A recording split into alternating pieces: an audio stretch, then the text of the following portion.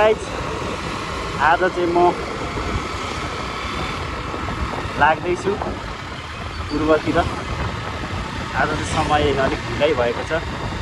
सधैँ चाहिँ म बिहानै निस्किन्थेँ। आज करिब 10 बज्न आँटिसकेको छ। आजको राइड एकदमै ढिला भइरहेछ मेरो।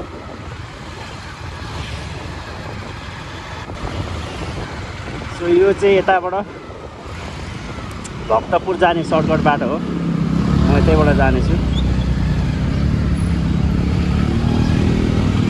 यताबाट गयो भने चाहिँ धेरै छिटो पुगिन्छ भक्तपुर चाटो बाटो।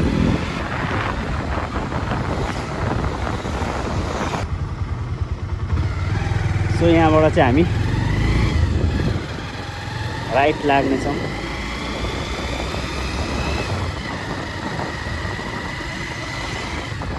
यहाँबाट एकैचोटि गोडे यो देख्न सक्नुहुन्छ। यो क्रिकेट स्टेडियम हो। अब घाँस मात्रै फलाएको छ। कसैले छोड्नेवाला छैन। जमजम हतारै छ यहाँका डक्सहरूलाई। छोड्नेवाला छैन। एउटा पुल गरिएको छ। यो गोडे जाने पुल हो। यहाँ चाहिँ धेरै नै कृषि खेती गर्ने एरिया हो। यहाँ चाहिँ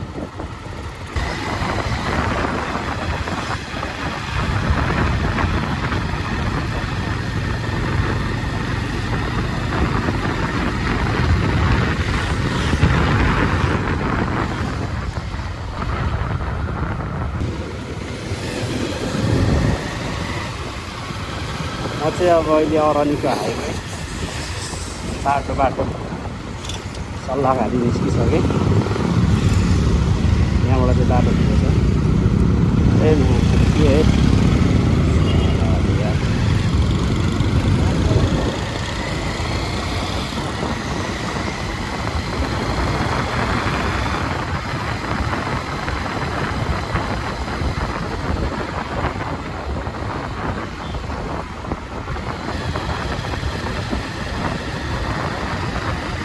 रुपियाँको हाली राख्नु पऱ्यो।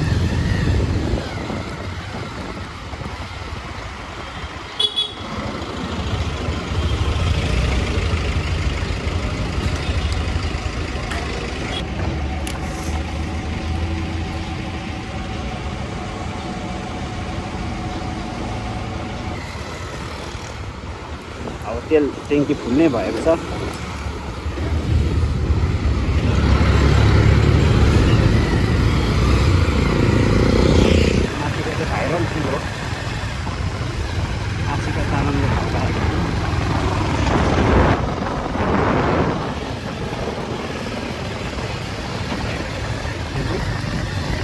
बर्खामा चाहिँ रुवाएकै थियो यो बाटोले।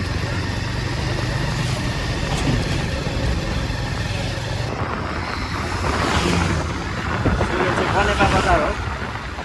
बाटो एकदम माटो राम्रो हुँदो रहेछ।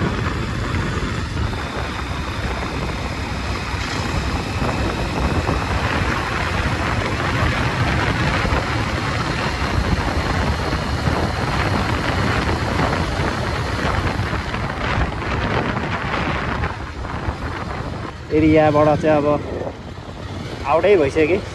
काठमाडौँ छोडिसकेँ मैले। अब काठमाडौँ भक्तपुर ललितपुरलाई चाहिँ मैले करिब छोडिसकेँ।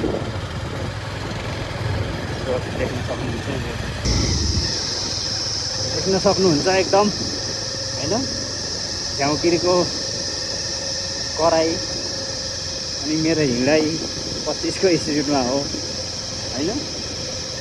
25 स्पिड त छैन।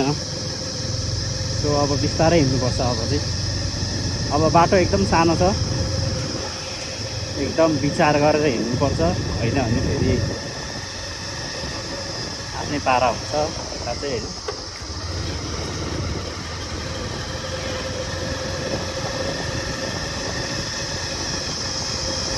यत्रो बस आउँछ नि यहाँ। यस्तो धुलो उडाएर कहाँबाट सक्छ त नि यार। देख्न सक्नुहुन्छ ल। यो यस्तो हालको अवस्था देख्न सक्नुहुन्छ। यसलाई म खोइ वटा घामहरू त आइगयो क्या। त्यो यो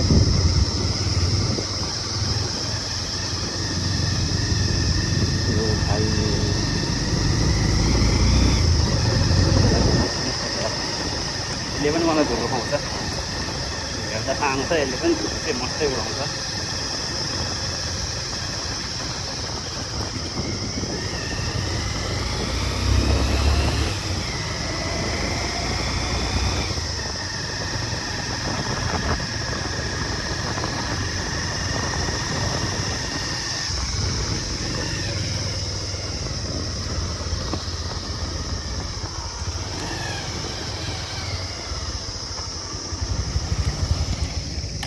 फाइनली अब रेस्ट गर्ने समय भएको छ मेरो चाहिँ